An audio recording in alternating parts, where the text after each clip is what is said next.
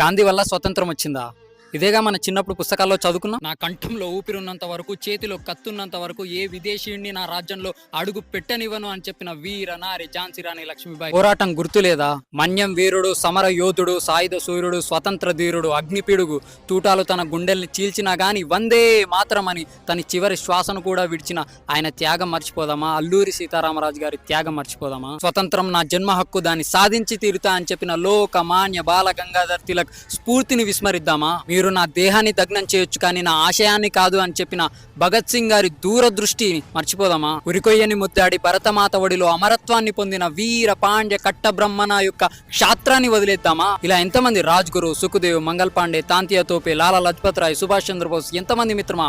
సుమారుగా 3,50,000 మంది త్యాగ ధనుల సమాధుల పైన కట్టుకున్న పేరు గాంధీ. మనం గాంధీని ఎంత తలకెక్కించుకున్నామంటే అక్టోబర్ 2 గాంధీ జయంతి అని తెలుసు కానీ అదే రోజు ఒక మహా